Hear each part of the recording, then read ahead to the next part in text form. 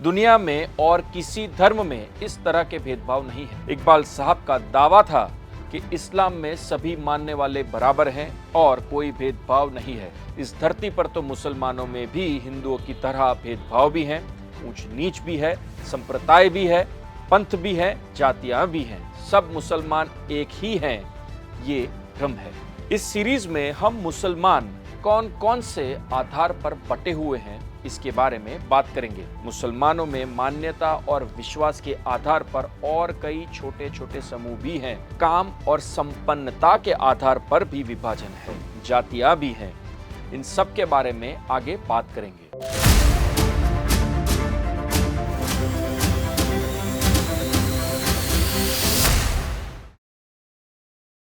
नमस्कार।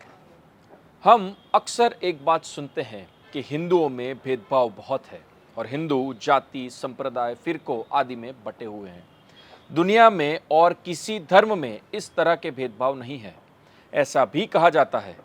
खास करके मुसलमानों के बारे में कहा जाता है कि मुसलमान सब एक हैं और अल्लाह के आगे सब बराबर हैं। सारे जहां से अच्छा हिंदुस्तान हमारा लिखने वाले मशहूर शायर अल्लामा इकबाल ने तो इस्लाम में समानता के गुणगान गाते हुए लिखा भी था, एक ही सफ में खड़े हो गए मोहम्मद ओ अयाज, ना कोई बंदा रहा ना कोई बंदा नवाज। मोहम्मद गजनवी और उनके गुलाम अयाज के बारे में ये शेर है। इकबाल साहब का कहना था कि नमाज पढ़ने के लिए सुल्तान मोहम्मद गजनवी और उनका गुलाम अयाज एक ही लाइन में खड़े होते थे। उस समय गजनवी सुल्तान नहीं होता था और अयाज गुलाम नहीं होता था। इकबाल साहब का दावा था कि इस्लाम में सभी मानने वाले बराबर हैं और कोई भेदभाव नहीं है।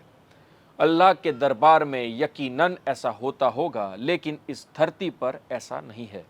इस धरती पर तो मुसलमानों में भी हिंदुओं की तरह भेदभाव भी हैं, ऊंच नीच भी है, संप्रदाय भी है, पंथ भी है, जातियां भी हैं। सब मुसलमान एक ही हैं, ये भ्रम है और सदियों से इस भ्रम को पनपने दिया गया है। वास्तव में मुसलमान हिंदुओं की तरह ही अलग अलग विचारधाराओं में विभाजित हैं। हिंदुओं की तरह ही काम और आर्थिक संपन्नता के आधार पर विभाजित हैं और मुसलमानों में भी हिंदुओं की तरह जातियां भी हैं। ये बात और है कि हिंदू खुले मन से स्वीकारते हैं कि जाति प्रथा हिंदू समाज के लिए कलंक है। मुसलमान इस वास्तविकता को शायद स्वीकारने के लिए तैयार नहीं, बल्कि मुसलमानों में भेदभाव है इसको भी स्वीकार करने के लिए वो तैयार नहीं।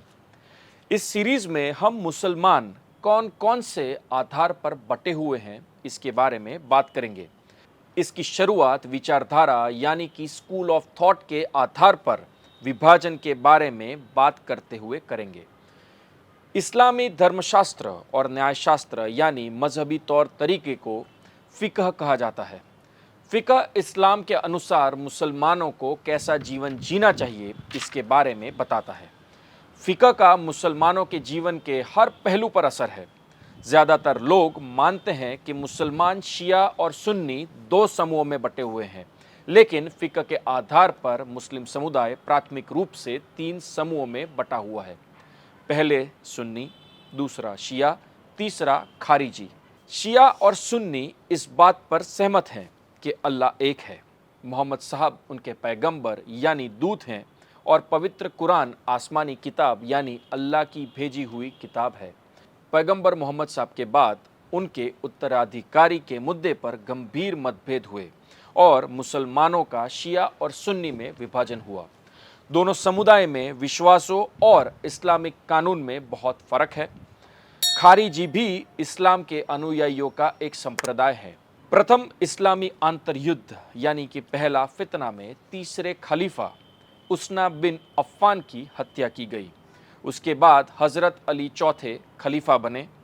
उनके सामने बगावत करने वाले मुसलमानों को अल ख्वारिज यानी कि ख्वारिजी कहा गया।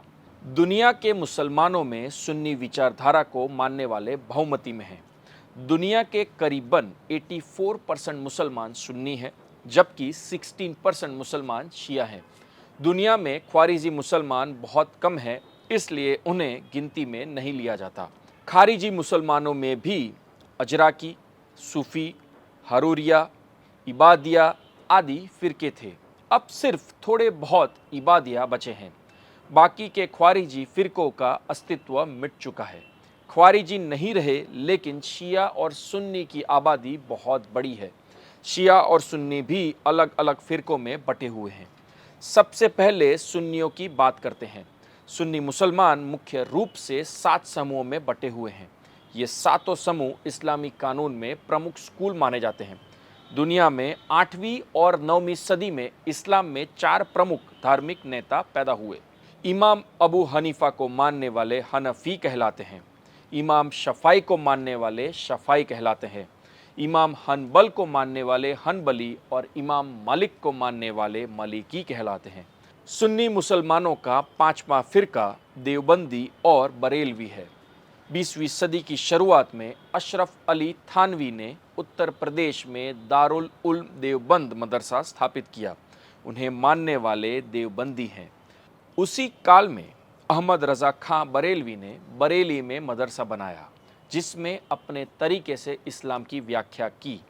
उन्हें मानने वाले बरेलवी कहलाते हैं। 7वां फिरका सल्फी, वहाबी और अहले हदीस को मानने वालों का है। सुन्नियों में एक समूह किसी एक खास इमाम की बात मानने की बजाय सीधा कुरान शरीफ और हदीस का अध्ययन करने पर जोर देता है। पैगंबर मोहम्मद साहब के कहे हुए शब्द को हदीस कहा जाता है। ये फिरका किसी के अर्थघटन के बजाय उसमें सीधा विश्वास रखता है। सुन्नी मुसलमानों के इस 7वें समुदाय को सल्फी और अहले हदीस और वहाबी कहा जाता है। शिया मुसलमानों में भी इस्लामिया, इस्ना अशरी और जैदिया ये 3 मुख्य समुदाय हैं। इस्ना अशरी शियाओं का सबसे बड़ा समूह है, जो 12 इमामों में विश्वास रखता है। दुनिया के लगभग 75% शिया इस्ना अशरी हैं। इस्ना अशरी में अलवी, अलेवी समेत और समूह भी हैं। उन्हें नुसेरी भी कहा जाता है। नुसेरी ज़्यादातर सीरिया में मिलते हैं। कुछ मुद्दों पर विवाद के चलते उन्हें अब गैर मुसलमानी माना जाता है। इसके अलावा इस्ना अशरी में अकबरी, उसली, शाइखी जैसे छोटे छोटे समूह भी हैं। शियाओं का दूसरा बड़ा सांप्रदायिक समूह जैदिया केवल 5 इमामों में विश्वास रखता है। शियाओं का तीसरा समूह इस्माइली शिया 7 इमामों को मानते हैं। इस्माइलियों में भी निजारी, मुस्ताली जैसे समूह हैं। एक करमियता समूह भी था, लेकिन अब उसके मानने वाले नहीं है।